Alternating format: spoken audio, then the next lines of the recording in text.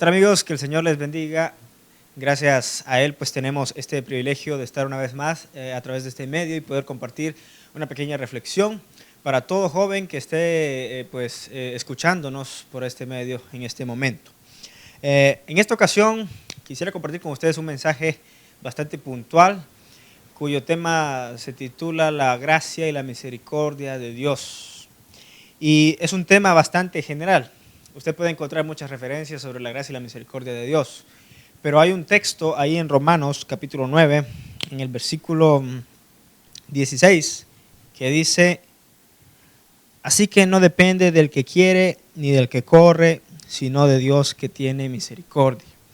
Vamos a tratar con este tema de la gracia y la misericordia de Dios solamente dos aspectos. Uno es la gracia y la misericordia de Dios en nuestra vida, y el otro es la gracia y la misericordia de Dios con lo que yo hago con mi vida. Ahora, ¿cómo con lo que yo hago con mi vida?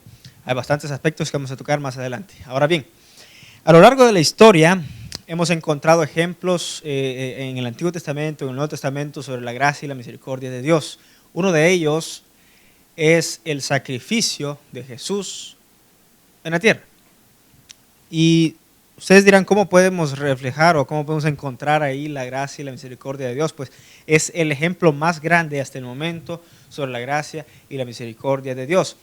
¿Le ha pasado alguna vez, mi estimado amigo, que se ha encontrado usted en un debate a la hora de hacer una oración, pensar sobre lo que debo pedir, si al final Dios me lo podrá dar?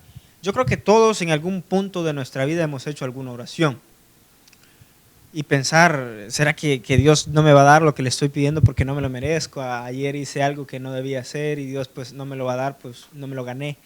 Escrito está que lo que siembro voy a cosechar, algo así. Si le ha pasado una de esas crisis existenciales de medianoche o durante el día, debe saber esto: nuestra oración no depende de nuestras acciones, depende de la gracia y la misericordia de Dios. Ahora bien, Pablo, en la mayoría de sus cartas, especifica claramente este punto. No depende de ninguna de las cosas que yo haga el hecho de cómo voy a presentarme yo ante Dios. Depende únicamente de lo que Él quiera hacer con mi vida. Entonces, ¿cómo reflejamos en mi vida la gracia y la misericordia de Dios? Primeramente, Jesús es el ejemplo de la misericordia más grande que Dios ha demostrado por nosotros y también de su gracia. Dando Él su propia vida para pagar el único precio que pone el pecado, que pone toda cosa mala ante Dios, solamente tiene un precio y es la muerte. Entonces, Jesús viene y muestra su misericordia y su gracia pagando aquella deuda que le correspondía al hombre, pero era exagerada, a tal grado que solamente Dios podría pagarse esa deuda. Y entonces en su gracia, en su misericordia, decide Dios convertirse en hombre y pagar la deuda del hombre. Eso está escrito, ustedes lo pueden encontrar ahí en Juan, en el capítulo 1.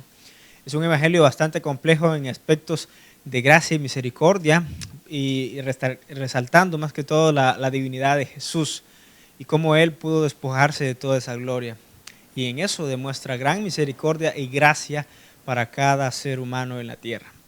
Ahora bien, si Dios mostró ese enorme ejemplo de gracia y misericordia en la vida de cada ser humano, otorgándole la oportunidad de poder llegar al Padre y poder ser exsuelto de todos los pecados ya cometidos y que se están cometiendo y de los que se van a cometer aún. Ese ya es un precio totalmente pagado, el que Jesús pagó. Ahora bien, cada uno de nosotros, cuando llega a este momento de conocer ese gran ejemplo de gracia y misericordia, encontramos una paz incomparable, sobre que ya no tenemos que estar pensando en lo que hice, en lo que debo hacer, en lo que no hice para agradar a Dios y que Él me va a dar porque no merezco o me va a dar solamente lo que yo merezco. Y ahí es donde realmente reconocemos que Dios no obra de esa manera. Él tiene suficiente amor para con nosotros, dándonos muchas de las cosas que no merecemos, y eso incluye aspectos materiales de vida, proyectos, etc. Ahora, hay uno que otro texto que tengo por acá, ¿verdad?, que puede añadir a lo que les estoy diciendo.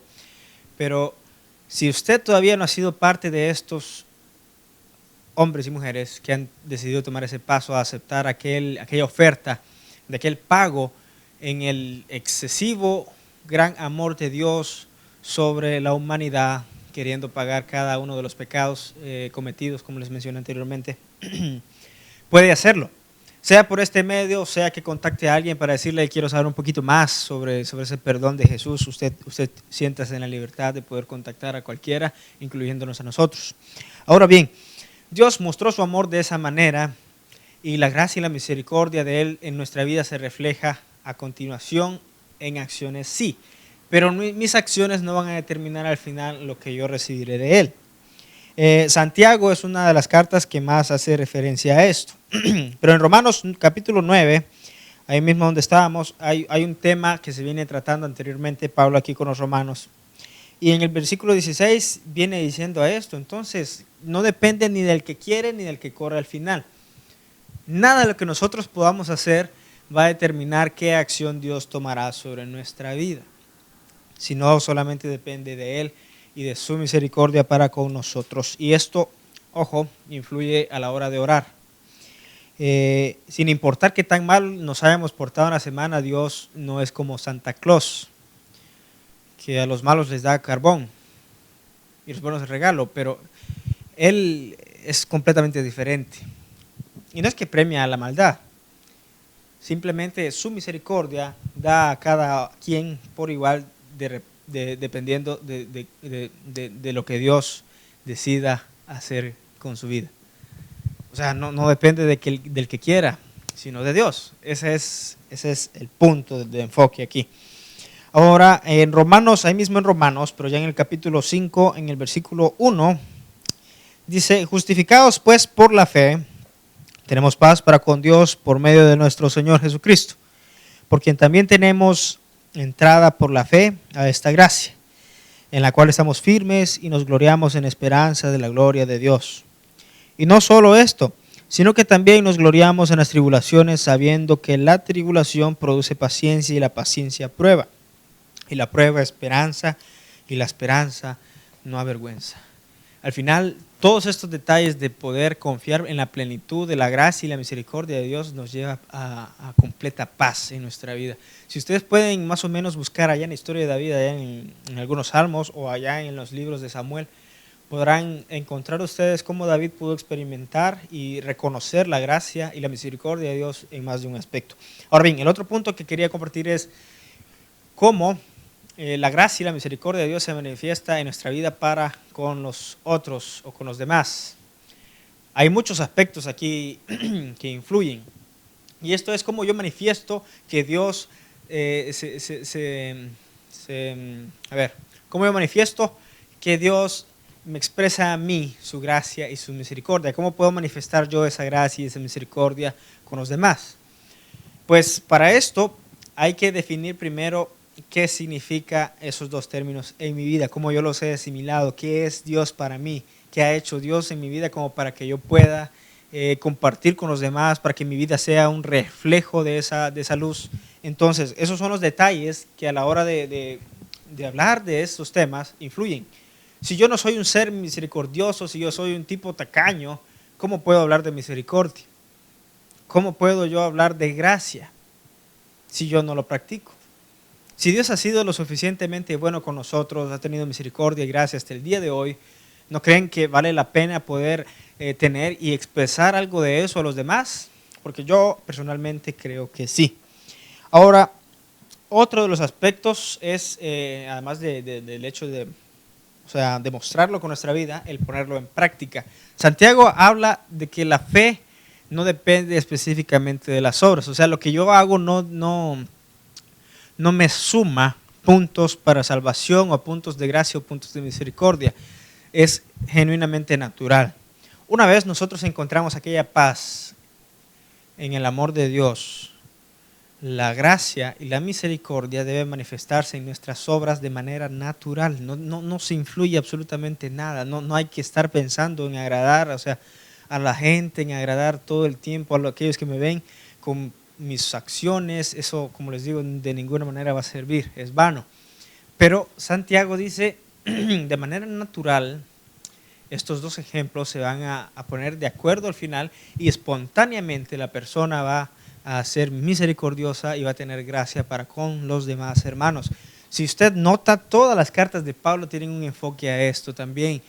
Jesús en su evangelio igual tiene muchos enfoques a tener misericordia y gracia con los demás. Yo creo que la gracia y la misericordia de Dios no solamente podemos tenerla de allá hacia acá, también podemos traerla hacia nosotros y nosotros poder compartirla con otros por medio de nuestro testimonio, por medio de nuestras obras, que de manera natural se van a expresar cuando ya conozcamos a Jesús de una manera muy profunda, que no es difícil, de hecho es muy fácil, solo por medio de la Escritura. Bueno, con esto solamente quiero compartir un texto más en Efesios capítulo 2, versículos 8 y 9. Estos dos textos nos hablan de que la gracia de Dios es la que nos da la salvación. Y dice así: porque por gracia sois salvos por medio de la fe, y esto pues no depende de ustedes, pues es un don de Dios, no por obras, para que nadie se gloríe. Eso significa que Dios da también parte de entre todas sus bendiciones, también nos regala la libertad y la oportunidad de poder tener ese pase directo al cielo, al cual nosotros conocemos como la salvación de nuestros pecados, la salvación de la condena a la que estábamos ya destinados a causa de nuestro propio pecado. Entonces Dios nos da esa oportunidad y nosotros tenemos ese privilegio, y yo hoy aquí por este medio quiero más o menos poder darles esta idea, y de paso me gustaría igual que cada uno de ustedes piense en lo que ha estado haciendo en su propia vida. ¿Será ya tiempo de aceptar este regalo de Dios? No pide nada a cambio, es incondicional. Nosotros podemos decir: sí, Señor, acepto esa gracia, esa misericordia y todas las bendiciones que vienen por ende, pero como les digo, más que todo encontrarán esa paz en el Señor, una paz que nunca más en la vida podrán experimentar.